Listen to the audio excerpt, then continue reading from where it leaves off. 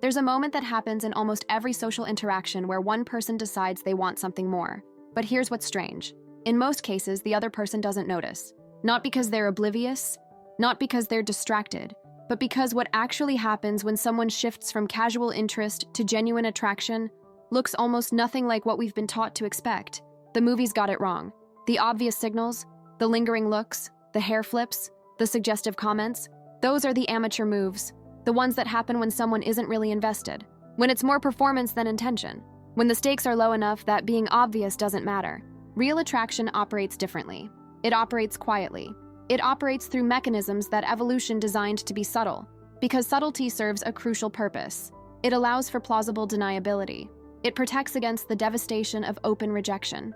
It creates space for the other person to respond without either party having to declare themselves openly and risk humiliation. These mechanisms are sophisticated. They've been refined over hundreds of thousands of years of human social evolution. And unless you understand the psychological architecture behind these behaviors, you'll miss them every single time. Not because you're not paying attention, but because you're paying attention to the wrong things entirely. Let's start with something counterintuitive that almost nobody considers when thinking about attraction. When genuine attraction develops, the first thing that changes isn't behavior toward the person someone is attracted to. It's behavior toward everyone else. Think about what attraction actually represents from a psychological and neurological standpoint. It's a massive recalibration of priorities, a fundamental shift in where cognitive attention wants to go. And because that shift requires substantial cognitive resources, real mental energy that has to come from somewhere, something else has to give. What gives first is almost always social maintenance. Someone who was previously warm and attentive to everyone in a group will suddenly become more selective with their energy. Not cold, just economical. Their social resources become rationed because their mind is now occupied with something it considers far more important, something it's tracking constantly, something it's evaluating against criteria it may not even be consciously aware of. To an outside observer, this looks like withdrawal. It looks like distraction. It might even look like disinterest if you don't understand what you're actually witnessing. But it's the complete opposite. It's the cognitive signature of someone whose attention has locked onto a target and is now redirecting every available resource accordingly. The reason this initial shift gets missed is because we expect attraction to look like addition, more attention directed at the person of interest, more engagement with them, more obvious signals that leave no room for interpretation. But in its early stages, attraction often manifests as subtraction, less availability for everyone else, fewer automatic social responses to people who don't matter as much anymore. A kind of internal reorganization that's completely invisible unless you know exactly what you're looking at. There's a term for this in cognitive psychology: cognitive load redistribution. When the mind decides something is genuinely important enough to potentially change life outcomes, it pulls resources from less important tasks to fuel the important one. And in a social context, the less important tasks are usually the maintenance interactions, the small talk, the group engagement, the social niceties that normally happen on complete autopilot without requiring any real attention. When those autopilot functions start degrading, it's because attention has been pulled elsewhere. And if you can identify where the attention has gone, you've identified the source of attraction. So the first signal isn't really a signal at all in the traditional sense. It's an absence, a withdrawal of energy from everywhere else that indicates, by negative space, where that energy is actually being directed. Now, here's where the psychology gets genuinely interesting for anyone trying to read these situations accurately. Once that internal cognitive shift happens, once the resource reallocation has begun, a secondary behavior emerges. And this one is almost universal across cultures, personality types, and social contexts.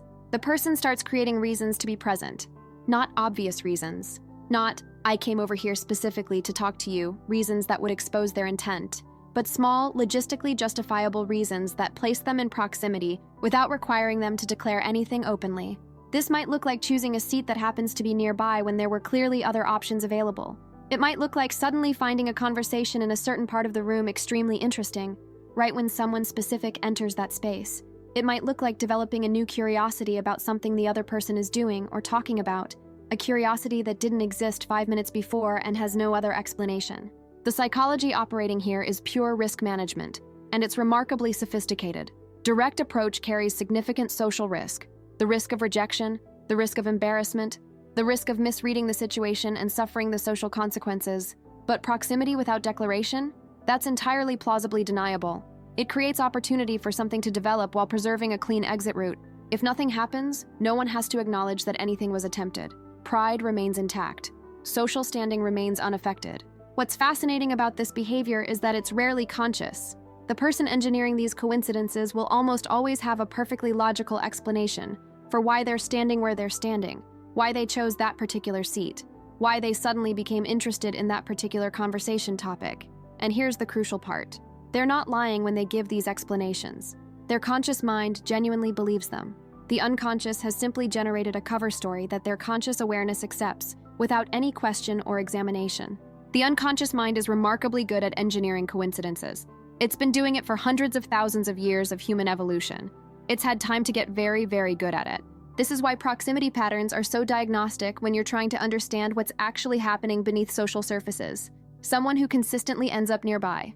Someone who consistently finds reasons to be in the same space. Someone who consistently happens to be available when opportunities arise. That's not coincidence. Coincidence doesn't have patterns. What you're seeing is the unconscious mind doing what it does best, creating optimal conditions for something it wants without having to openly admit that it wants it. And this proximity engineering becomes especially sophisticated in situations where direct approach would be socially complicated or risky. Professional settings where there's career risk, established friend groups where there's social risk, any context where there's something concrete to lose by being wrong. The more risk involved in direct expression, the more elaborate the proximity engineering becomes. The unconscious scales its creativity to match the stakes. Once proximity has been established, once someone has successfully engineered their way into the same space without having to declare why, the next psychological mechanism activates. Researchers who study this call it investment testing. And this is where things start to become visible to someone who knows what they're looking for. But only if you're paying attention to the right variables. Most people are watching for entirely the wrong things, so they miss what's actually unfolding in front of them. Investment testing isn't about asking direct questions or making explicit demands for demonstrations of interest. That would be too exposing. It's far more subtle than that. It's about creating small moments, tiny experimental opportunities, where the other person has the chance to invest, and then watching with careful attention to see what they do with that chance. This might look like trailing off in the middle of a thought, leaving a sentence incomplete to see if the other person leans in to hear the rest or asks what you were going to say. It might look like mentioning something minor, a small preference, an offhand opinion, a trivial detail about your day, and then tracking carefully whether that detail gets remembered later in the conversation or referenced in future interactions. It might look like creating a small problem that doesn't really need solving, dropping something, being slightly confused about directions or logistics, needing minor help with something that could easily be handled alone, and then observing how the other person responds. Do they notice? Do they offer help? Do they seem to care whether the problem gets solved? None of these are tests in any confrontational sense. They're not challenges or ultimatums or demands. They're more like probes, little experimental moments designed to gather data about how much the other person is actually paying attention, how much they're willing to offer without being asked directly, how much they seem to care about whether this interaction continues and develops into something more.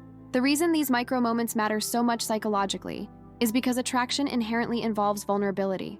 Genuine attraction means genuinely wanting something from someone else, which means being genuinely capable of disappointment if you don't get it. Before someone is willing to escalate their own vulnerability, before they're willing to invest more openly and visibly, they need evidence that the investment won't be one-sided. They need some indication that the other person is also paying attention, also caring, also investing at some level. These tiny tests provide that evidence in low-risk ways. And here's the key insight that most people completely miss when they're trying to understand attraction. The tests themselves are signals. The very act of testing someone indicates that the outcome of the test matters to the person doing the testing. No one bothers running these experiments when they're genuinely indifferent. Why would they? There's no point gathering data about something you don't care about.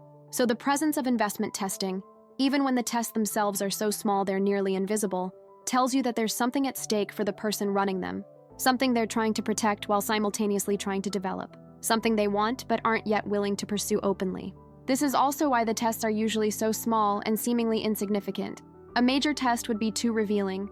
It would expose the tester's investment level. It would show too much.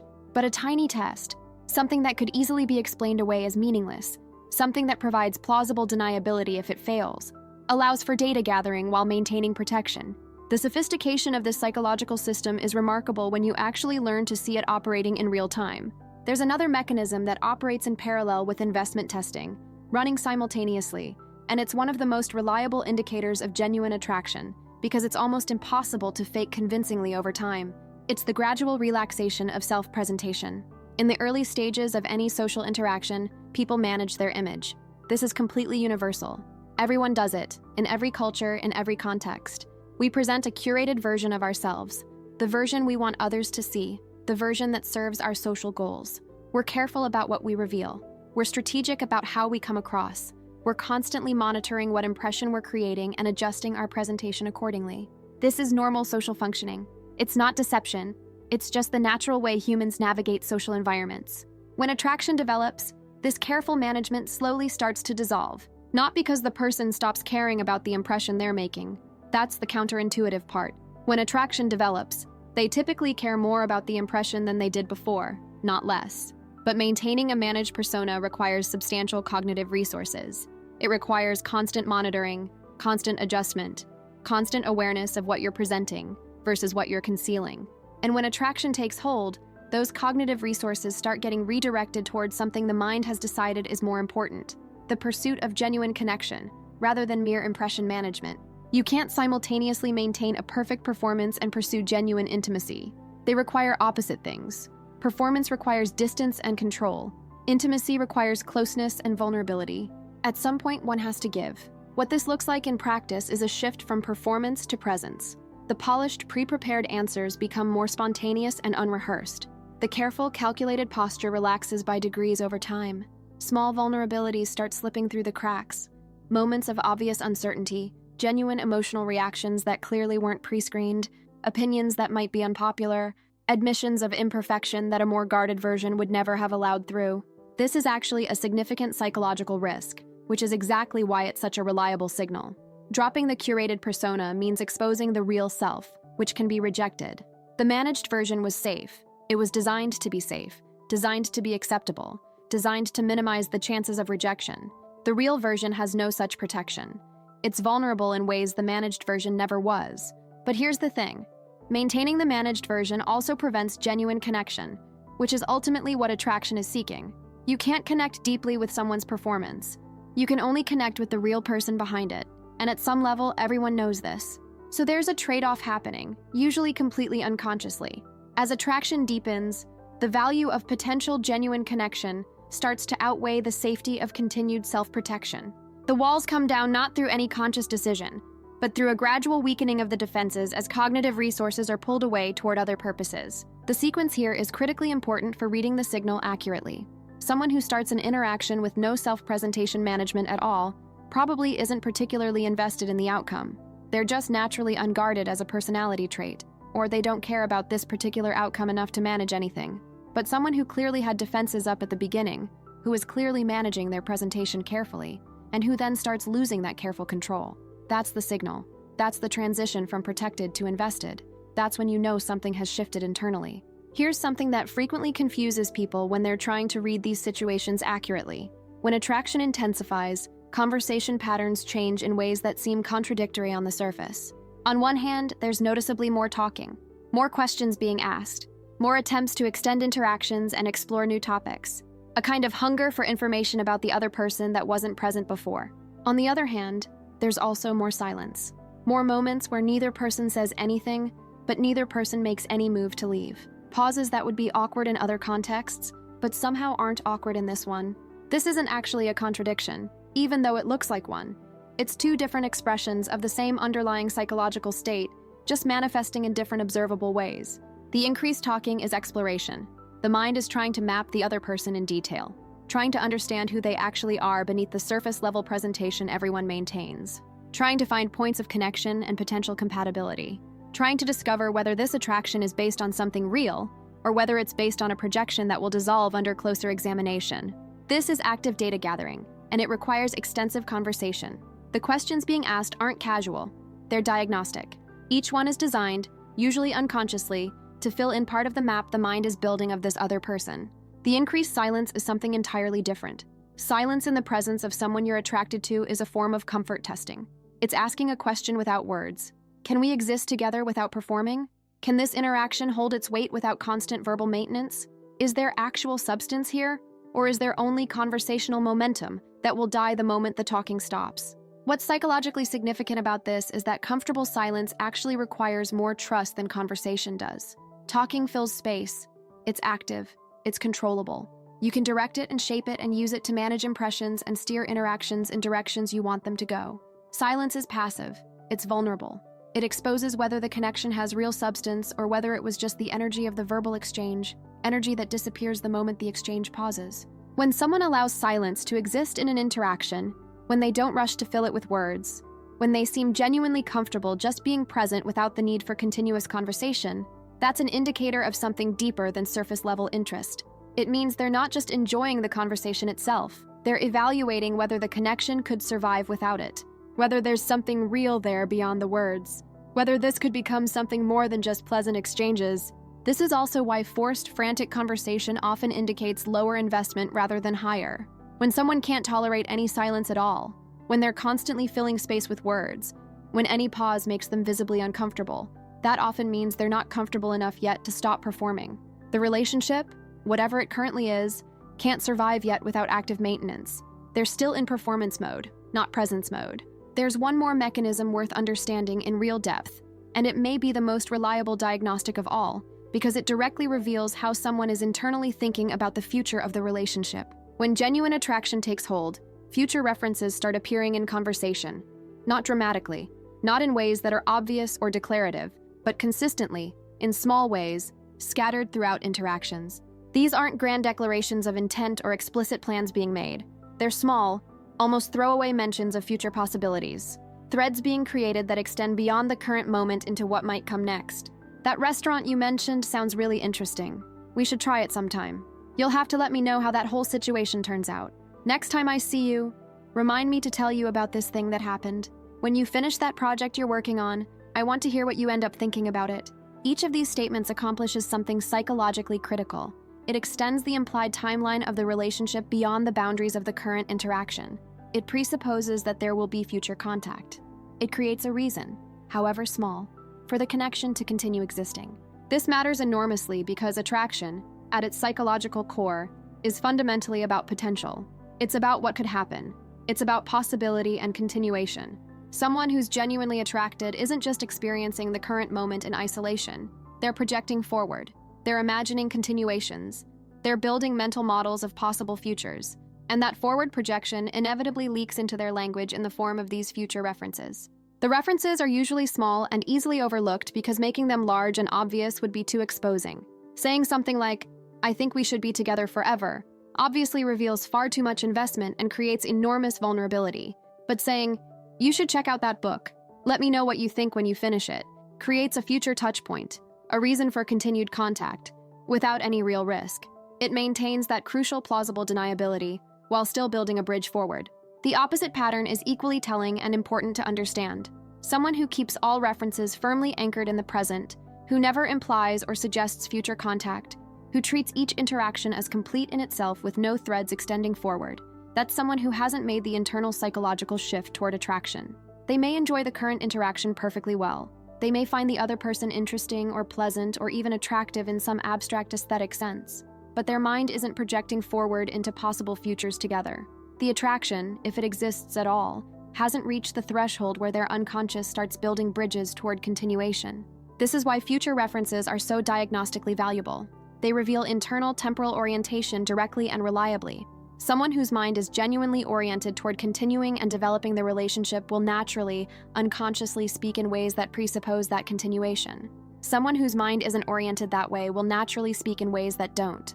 The language reveals the internal state. There's a final pattern that ties all of these mechanisms together, and it's the one that most clearly separates genuine attraction from performance or strategic manipulation.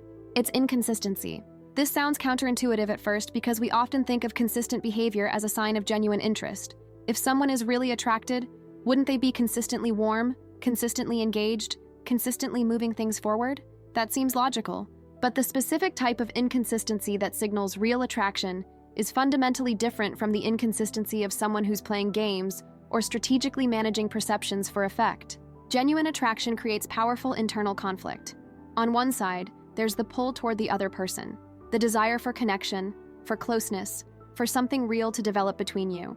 On the other side, there's the self-protective impulse, the acute awareness that vulnerability is risky, that rejection is possible and painful, that investing heavily in something that might not work out could lead to real emotional damage. This conflict between approach and self-protection produces behavior that naturally fluctuates. Moments of openness and warmth followed by moments of retreat and distance. Periods of high engagement and obvious interest followed by periods of apparent coolness or unavailability. Warmth that suddenly cools for no apparent external reason, then warms again just as inexplicably. This isn't manipulation. It's not strategic hot and cold behavior designed to create uncertainty and increase your investment. It's the natural, involuntary oscillation between two competing psychological impulses that haven't yet resolved into a stable state. The key to reading this pattern accurately is paying attention to whether the inconsistency has a strategic structure to it. Manipulative inconsistency tends to be calculated. It happens at strategic moments designed to create specific psychological effects in the target. It follows a kind of logic, even if that logic is hidden. Genuine inconsistency is more random, more chaotic. It's driven by internal emotional state rather than external strategy. And crucially, the person displaying it often seems slightly confused or even frustrated by their own behavior, because they genuinely are. They haven't consciously chosen to pull back or push forward. They're being moved by competing internal forces they don't fully understand or control. This is also why genuine attraction can sometimes look like ambivalence or even active disinterest. The self-protective impulse is strong. It evolved to prevent us from being seriously hurt, and it takes its job seriously. Sometimes it creates behavior that looks like the exact opposite of attraction, precisely because attraction is what's being protected against. The bigger the potential fall, the stronger the impulse to step back from the edge. What makes all of this genuinely difficult to read isn't that these signals are rare or too subtle for normal perception. They're actually remarkably common. They happen constantly, in countless interactions every day. The difficulty is that they look nothing like what we've been culturally conditioned to expect. We're taught to look for confidence, for directness, for unmistakable intent. But real attraction often looks like uncertainty, like tentativeness, like someone who's more careful than usual, more invested in an outcome they're not yet willing to openly admit they want. Understanding these patterns doesn't give anyone an unfair advantage. It simply allows for better calibration, better recognition of what's actually happening beneath the surface of ordinary interactions. Because the signals are always there. They always have been. But here's what's interesting. Once you start recognizing the subtle behavioral shifts, there's another layer most people miss entirely. And it's more direct than anything we've covered. It shows up in language, specifically in compliments. Not the polite, surface-level compliments people give out of social obligation. Something different, something with intent underneath it, often unconscious, but unmistakable once you know what to listen for. The next video breaks down exactly how this works, why certain compliments signal something far deeper than appreciation, and what's actually being communicated when the words seem almost too specific to be casual.